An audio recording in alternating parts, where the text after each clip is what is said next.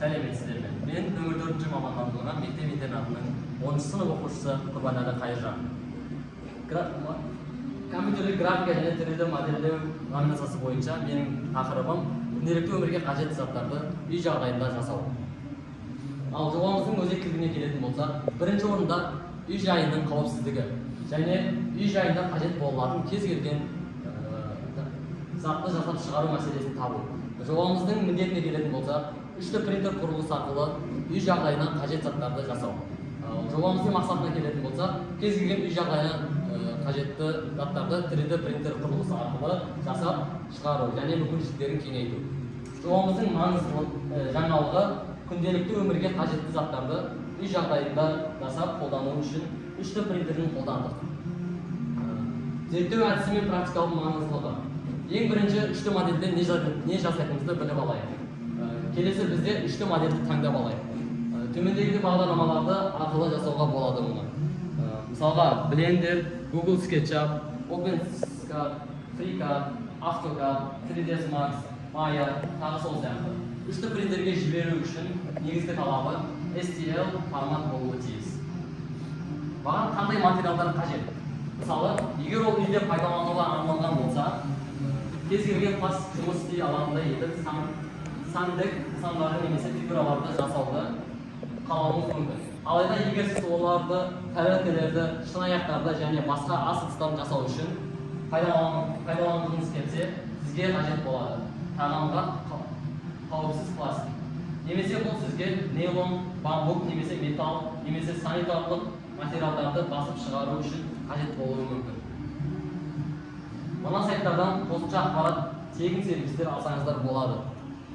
Мысалға, tinkerscad.com, 3D-team.com, 3div.com, 123.com design және де tinkerscad.com. Күнделікті өмірге қажет заттарды үй жағдайында жасап шығару үшін мынадай заттар қажет болады.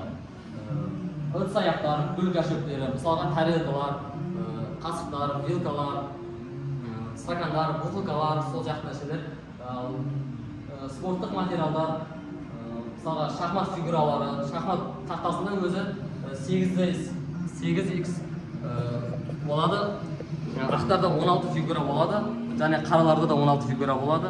Біз 3D принтер құрылғысы арқылы пешкалар жасадық, ферзалар жасадық.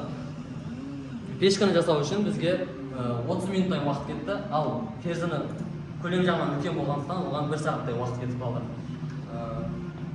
Балаларға арналған түрлі ойыншықтар жасауға болады. Мысалға біз танкілер жасадық, түрлі солдаттар жасадық, және де қайықтар, кемелер жасадық. Ал балаларыңыздың логикасын дамыту үшін біз геометриялық фигуралардан жасалынған бір логикалық зат жасадық. Балалар оған бүйтіп қарап, түртіп, өздерінің логикасын дамытатын болады. Үйге қажетті пластик заттар. Мысалға, мебельдің сынған жерін жамау. Бізде мебельдің бұрыштары сынып кетсе, біз жаңа мебель сатып аламыз. Ол бізге қымбатшылыққа түседі. Сол үшін біз 3D принтер сатып алып, одан да әр сынған мебельдің бұрышын осы 3D принтер арқылы жамауымызға болады. Түрлі құрылғылардың қосымша заттар.